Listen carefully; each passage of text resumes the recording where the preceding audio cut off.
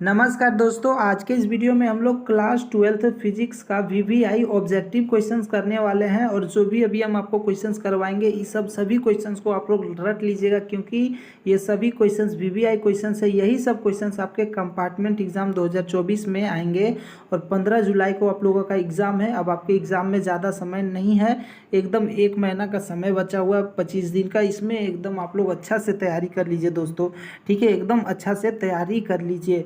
और आपके लिए हम 200 ऑब्जेक्टिव क्वेश्चन और प्लस 50 सब्जेक्टिव क्वेश्चंस का हिंदी और इंग्लिश में पीडीएफ तैयार किए हैं और आंसर के साथ में, ठीक है। तो ये पीडीएफ अभी तक जो बच्चे नहीं लिए हैं ले लीजिए। ये पीडीएफ में एकदम वीवीआई क्वेश्चन है चैप्टर वाइज, ठीक है। ऐसे हम आपको करवा भी रहे हैं। जो बच्चे नहीं लिए हैं ले लीजिए, ये आपके लिए बहुत ही ज़्यादा इम्पोर्टेंट होने वाला है। चलिए अभी जो क्वेश्चंस करवाएंगे इसको एकदम आप लोग रट लीजिएगा। चलिए फटाफट क्वेश्चन नंबर 1 से स्टार्ट करते हैं। और पीडीएफ लेने के लिए इस नंबर पर व्हाट्सएप कीजिए। पीडीएफ का 49 रुपया प्राइस है, ठीक है। देखिए क्वेश्चन नंबर 1 है, in a electric circuit the algebraic sum of currents meeting at a point is, यानी कि विद्युतीय परिपथ के किस बिंदु पर सभी धाराओं का बीजगणितीय योग 0 होता है। तो 0, ठीक है, 0 पर क्या होती है, सभी बीजगणितीय योग जो होते हैं वो बिंदुओं पर, 0 बिंदु पर, ठीक है। तो ए जो है इसका सही उत्तर हो जाएगा 0। अगला प्रश्न हम लोगों का 2 नंबर प्रश्न है, एकदम वीवीआई क्वेश्चन सही ये वाला, ठीक है। ये सारा जो हम करवाने वाले हैं सारा एकदम सारा का सारा वीवीआई क्वेश्चन है, सारा को आप लोग रट लीजिएगा, ठीक है। When an ammeter is shunted its measuring range, यानी कि जब किसी एमीटर को शंटेड, ठीक है, यहाँ पर थोड़ा सा मिस्टेक हो गया, शंटेड किया जाता है तो इसकी माप सीमा, तो इसकी जो माप सीमा होती है वो क्या होती है, वो इंक्रीजेज होती है। क्या किया जाता है, जब एमीटर को शंटेड किया जाता है तो जो उसका जो मेजरिंग रेंज होता है वो बढ़ जाता है। क्या हो जाता है, बढ़ जाता है। तो बी इसका सही उत्तर हो जाता है, बढ़ जाती है। उसके बाद अगला क्वेश्चन है 3 नंबर हम लोगों का, the ratio of root mean square value and peak value of alternating current is, यानी कि प्रत्यावर्ती धारा के मूल्य मध्य वर्ग मान और इसके शिखर मान का अनुपात होता है। तो मूल्य मध्य वर्ग और का, यानी प्रतिवर्ती धारा में मूल्य और मध्य वर्ग का जो मान होता है उसका जो शिखर वो होता है 1/√2, ठीक है, 1/√2। तो इसका वो ए जो है सही उत्तर हो जाएगा। उसके बाद अगला क्वेश्चन 4 नंबर है, speed electromagnetic wave in free space, यानी कि निर्वात में विद्युत चुंबकीय तरंग की चाल होती है। तो 1/√रूट under mu naught into epsilon naught, ठीक है। एकदम याद कर लीजिए, निर्वात में विद्युत चुंबकीय तरंग की जो चाल होती है 1/√अंडर mu naught into epsilon naught, ठीक है। उसके बाद अगला प्रश्न हम लोगों का 5 नंबर प्रश्न है, व्हेन अ रे of light passes from one medium to another medium, which of the following does not change, यानी कि प्रकाश की किरण जब एक माध्यम से दूसरी माध्यम में गमन करती है तो निम्न में से कौन नहीं बदलता है। तो आवृत्ति यानी कि फ्रीक्वेंसी, ठीक है। सूर्य का जो प्रकाश है यानी कि लाइट जो है, ठीक है, लाइट, वो बल्ब का लाइट हो या फिर किसी भी चीज़ का लाइट हो, वो जब एक माध्यम से दूसरे माध्यम में जाता है, मान लीजिए निर्वात में चल रहा, हवा में फिर पानी में जाएगा ना लाइट, तो उसमें क्या होता है ना, उस समय आवृत्ति जो है वो चेंज नहीं होता, फ्रीक्वेंसी चेंज नहीं होता है। तो बी इसका सही उत्तर हो जाएगा। उसके बाद अगला क्वेश्चन 6 नंबर है, which of the following is not a fundamental particle, यानी निम्न में से कौन मूल्य कण नहीं है, ठीक है। तो अल्फा कण जो होता है, अल्फा पार्टिकल, ठीक है, अल्फा पार्टिकल ये मूल्य कण नहीं होते, यानी फंडामेंटल पार्टिकल नहीं होते हैं। उसके बाद अगला क्वेश्चन है 7 number, in an atom electrons can revolve only in those orbits in which it's angular movement is integral multiple of, यानी परमाणु में इलेक्ट्रॉन केवल उन्हीं कक्षाओं में घूम सकते हैं जिनमें उसका कोणीय संवेग पूर्ण गुणज होता है। तो किस में घूम सकता है, तो सिर्फ इसका आंसर हो जाएगा h/2 पाई, ठीक है, h/2 पाई। तो 1 इसका सही उत्तर हो जाएगा। उसके बाद अगला प्रश्न हम लोगों का 8 नंबर प्रश्न है, ask temperature increase the resistance of a semiconductor, यानी ताप बढ़ाने के साथ अर्धचालक का प्रतिरोध। तो टेम्परेचर जैसे जैसे बढ़ेगा अर्धचालक का प्रतिरोध भी, अर्धचालक का जो प्रतिरोध होगा वो भी बढ़ेगा। ठीक है, तापमान टेम्परेचर बढ़ने पर यानी तापमान बढ़ने पर अर्धचालक का प्रतिरोध भी बढ़ जाता है। उसके बाद 9 नंबर क्वेश्चन है, radio wave are reflected from, यानी रेडियो तरंगे का प्रवर्तन होता है, रेडियो तरंगों का प्रवर्तन होता है, तो वो क्या होता है, बी और सी। ठीक है, बी और सी, तो डी जो है इसका सही उत्तर हो जाएगा। ठीक है, उसके बाद अगला प्रश्न हम लोगों का 10 नंबर क्वेश्चन है, an electric dipole of moment p is lying along a uniform electric field e, the work done is rotating the dipole by 90 degree is, यानी कि अपूर्ण पी वाले किसी विद्युतीय द्विध्रुव को समरूप विद्युतीय क्षेत्र ई के दिशा से 90 डिग्री से घूर्णित करने में किया गया कार्य होगा। ठीक है, 90 डिग्री पर जो किया जाएगा तो इसमें जो कार्य लगेगा वो होगा P इंटू में E। ठीक है, यानी कि C जो है इसका सही उत्तर हो जाएगा।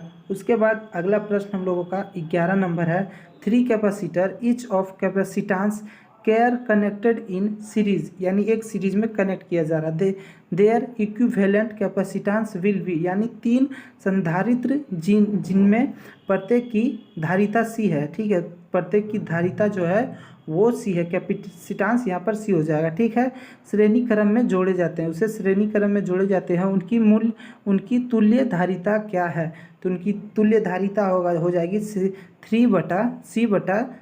ठीक है, क्योंकि 3 कैपेसिटर है तो 3/C/3, तो इसका जो आंसर 1 इसका सही उत्तर हो जाएगा।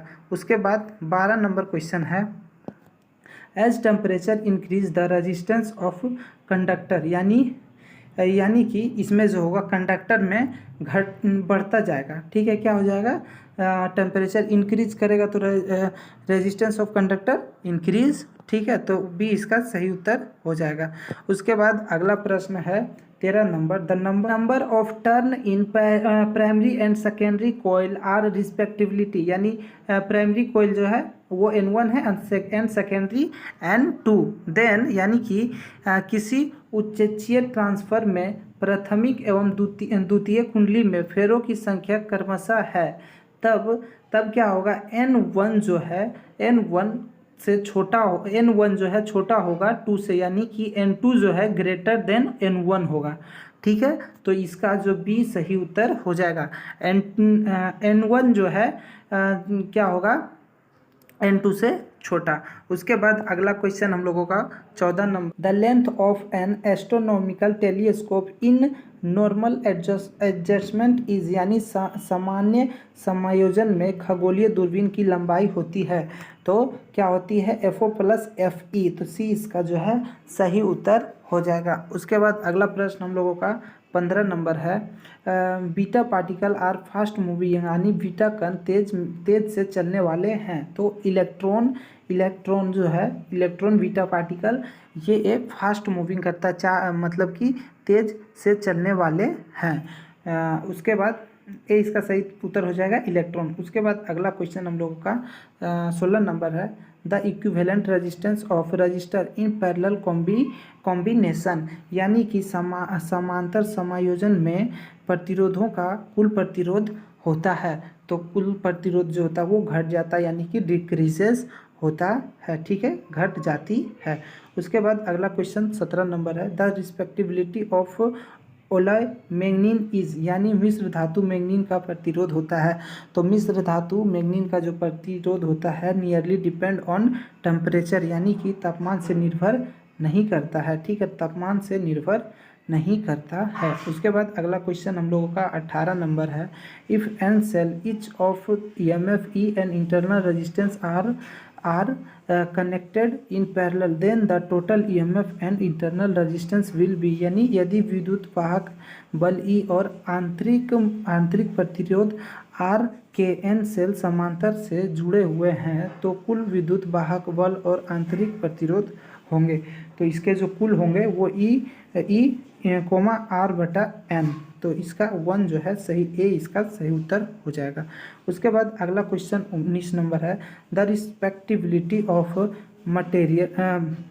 Material of a conductor depend on, यानी किसी चालक के पदार्थ की प्रतिरोधकता निर्भर करती है। तो ये किस पर निर्भर करती है? तो ये टेम्परेचर पर निर्भर करती है, तापमान पर निर्भर करती है। उसके बाद अगला प्रश्न हम लोगों का 20 नंबर क्वेश्चन है, Kirchhoff's loop rule is based on conservation of, यानी किरचॉफ्स का लूप नियम किसके संरक्षण पर आधारित है? तो ये जो है एनर्जी पर आधारित है। किस पर आधारित है? एनर्जी पर, ठीक है, ऊर्जा पर आधारित है। उसके बाद अगला क्वेश्चन 21 नंबर है हम लोगों का, Kirchhoff's junction rule is based on conservation of, यानी कि किरचॉफ जंक्शन रूल जो है वो किस पर आधारित है? संरक्षण पर आधारित है। तो किरचॉफ्स रूल का जो है वो एनर्जी यानी कि ऊर्जा पर आधारित है, किरचॉफ्स संधि का नियम। उसके बाद 22 नंबर क्वेश्चन है, drift velocity v d are versus the intensity of electric field has पर द रिलेशन, यानी कि तो वी डी और ई के रिलेशन पूछ रहा, तो वी डी जो है is directly proportional to e, v d जो है ई के डायरेक्टली प्रोपोर्शनल होता है।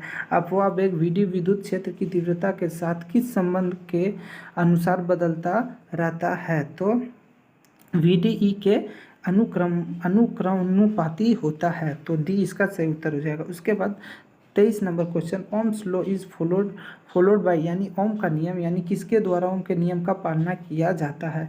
तो ओम का जो नियम है वो कंडक्टर के द्वारा, ठीक है, चालक के द्वारा पालन किया जाता है, चालक पर। उसके बाद 24 नंबर क्वेश्चन है, the ray of light travelling from the rarer medium to denser medium, यानी जब लाइट एरर मीडियम से डेंसर मीडियम में आता है तो बेंडिंग टुवर्ड्स द नॉर्मल, यानी कि वो नॉर्मल की तरफ मुड़ जाता है, ठीक है, यानी कि प्रकाश की किरण विरल माध्यम से सघन माध्यम की ओर गमन करती है, तब वो क्या होती है? लंबवत की ओर झुक जाती है।